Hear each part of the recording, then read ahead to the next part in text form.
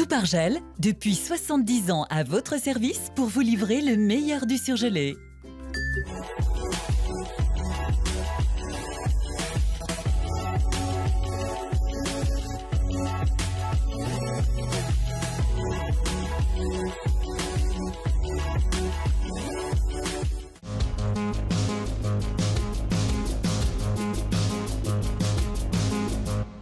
Suite de notre série sur les 50 ans du parc de Miribel, ce soir gros plan sur les gardes à cheval.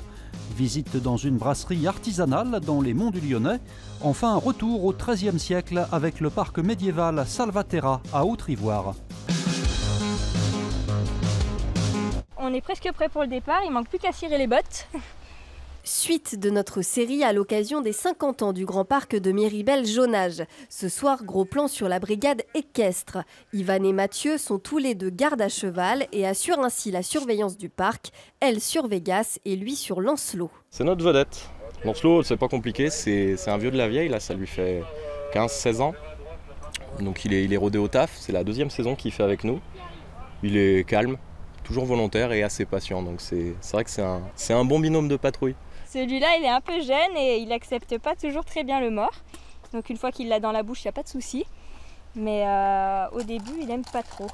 Une fois les bêtes harnachées, les cavaliers patrouillent plusieurs heures dans la zone fermée à la circulation.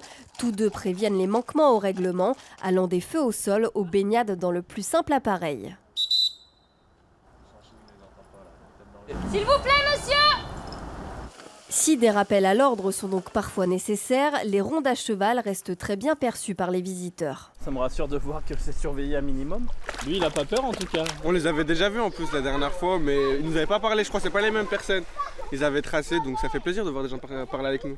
Un dialogue qui s'instaure d'autant plus facilement grâce à la présence des équidés, les animaux facilitant finalement le travail des gardes. Pour nous, ça reste assez calme. Ce qu'on a pu voir là, c'est, je dirais, le vent classique de nos patrouilles. Du rappel simple à la réglementation, de la médiation et de l'entente cordiale la plupart du temps. Ivan et Mathieu seront ainsi présents tout l'été avec leur monture sur les berges et les sentiers du Grand Parc. Les suites de l'affaire Roverdi, ce mandataire judiciaire lyonnais soupçonné d'un détournement portant sur 5,6 millions d'euros. Après une perquisition à son domicile du 6e arrondissement, selon nos confrères du Progrès, il a été placé en garde à vue hier en compagnie de sa femme qui occupait des fonctions de comptable dans le cabinet. L'enquête se poursuit. 250, c'est le nombre de microbrasseries en Rhône-Alpes-Auvergne. Il en ouvre, paraît-il, une tous les 2 jours. Et le marché se développe. Il y a de plus en plus d'amateurs de bière originale. Les petites fabriques de bière, on arrive vraiment à avoir des bières qui sortent de l'ordinaire par rapport aux grosses brasseries. Nous, on a des bières au miel, on a des choses qui changent complètement.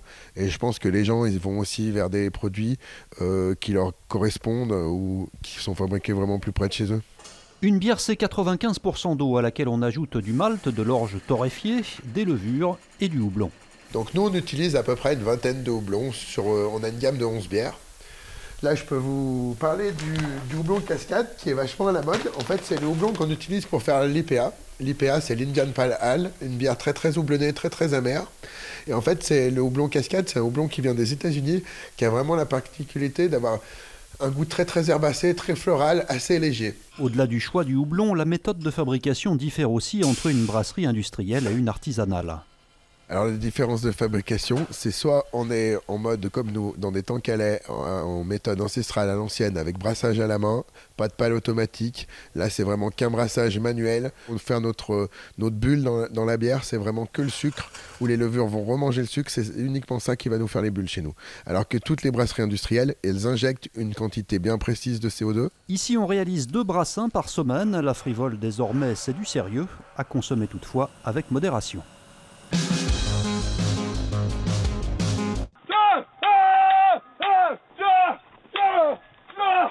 Pour les vacances, retournez donc au XIIIe siècle, à Haute-Ivoire, dans les monts du Lyonnais, en découvrant le parc médiéval Salvaterra. Ici, les visiteurs peuvent entrer eux-mêmes dans l'histoire en prenant part, par exemple, à une bataille. À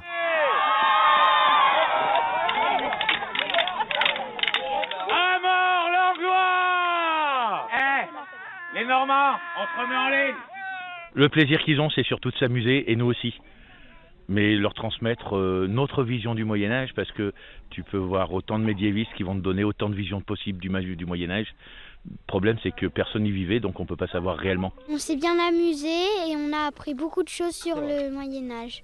Ce qui m'a étonné, c'est que ça pèse lourd les habits du Moyen-Âge, la maille, le casque. Mais il n'y a pas que les batailles au Moyen-Âge. Ici, dans le scriptorium, on découvre le travail des moines pour l'écriture. Donc il y a au final très peu de monde qui sait lire et écrire au Moyen-Âge. Les personnes qui sauront également lire et écrire sont souvent des membres du clergé. Ce sont d'ailleurs certains d'entre eux, des moines spécifiquement, qui seront spécialisés dans l'écriture des livres. Puisqu'au Moyen-Âge, il n'y a pas d'imprimerie. Ça part de la vie quotidienne, c'est-à-dire comment on se lave, comment on mange, la religion, les vêtements. Et après, qu'est-ce qu'on fait dans une cité? Il faut couper du bois, il faut ramasser des choses, il faut aller chercher de l'eau. Je trouve que c'est bien pour les enfants, mais je trouve que les adultes se piquent au jeu aussi facilement. Le XIIIe siècle, il est déjà loin. Hein. Moi, c'était en 4e ou en 3e. Donc... Moi qui ne suis pas très historienne, ils ont réussi à m'intéresser, donc c'est bien.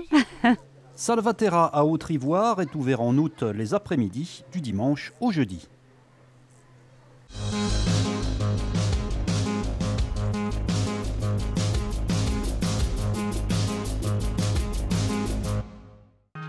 L'info continue sur tlm.tv, les réseaux sociaux et le fil info.